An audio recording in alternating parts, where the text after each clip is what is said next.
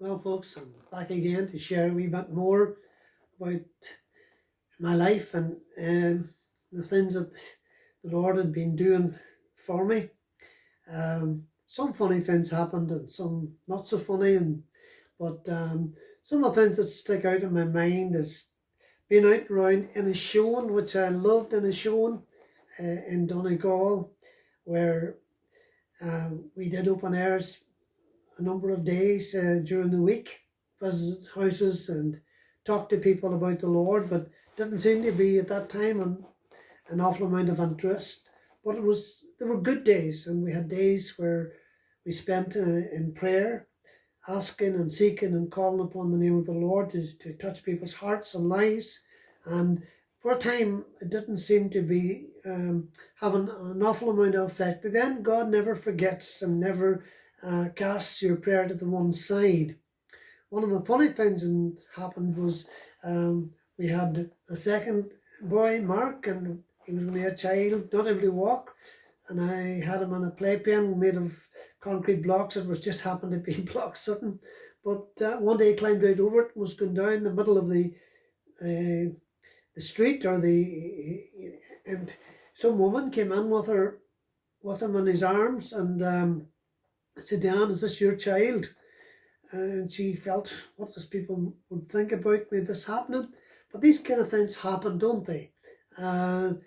Another time there was just funny things would have happened like that, but then there was other things that stick out very prominent in my mind. There was a lady that I would have visited in a wee terraced house, a lovely Christian woman, and we'd have done and prayed together, and I would have visited her every so often, and we had good times. And she had a sister that died, and she got left a wee bit of money, and she tied that money around, gave it a bit here and there, and she gave me some as well, sent it down to me actually.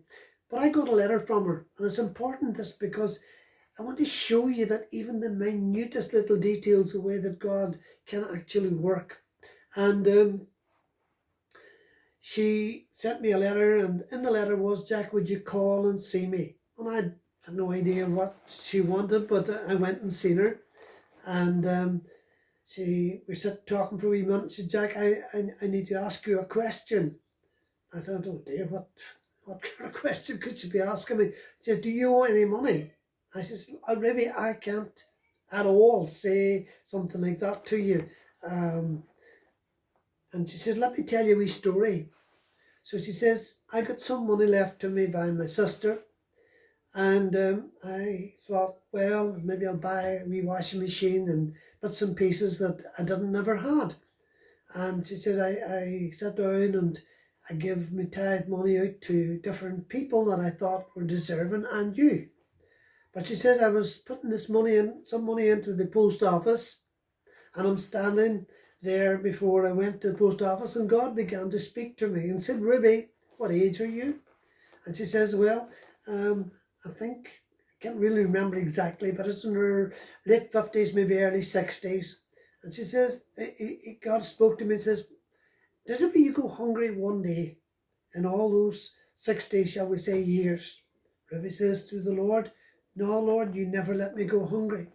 Well, what makes you think, Ruby, that I cannot look after you for the rest of your life? That you think you have security in this money? Now, he says, "I want you to call Jack tonight, and I want you to give him some money." And she said, "Now that's why I'm telling you the story. I want you now to tell me what you owe."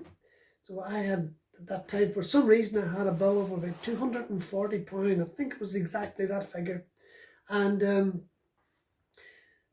I said, well, I owe this money to, it was the builders, because I was, whatever I was doing.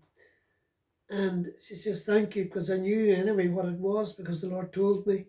And she went over just to a press, picks out an envelope and hands it to me. And in that envelope, guess what? £240. Exactly. And she says, "You know, the Lord is able to give more than you can imagine. And I was thinking, about that woman with the alabaster box, broke it and poured it over Jesus. And everybody looked on and said, what about this waste? It's a waste of what you're doing. And Jesus said, leave her alone. She has done what she could. She's done it for my burial. And he said these words, wherever this story is told about this woman, it'll be recorded what she has done for me. And that is something I've tried to tell people throughout the years, that what this woman did. And you know what? Is it more blessed to give than to receive? Jesus said. And I want to ask you this question. I'm only going to be a moment or two longer. Ask this question. Who do you think was the most blessed? Was it me who received the money, which was great, that paid that bill? Or was it this woman that gave the money? That's what Jesus said. It is more blessed to give than to receive. And I believe she was the one that was so blessed for it. And when that record in heaven is brought up, the blessings will be so much more for her. Thank you for listening. I'll talk a wee bit more to you tomorrow again. Thank you.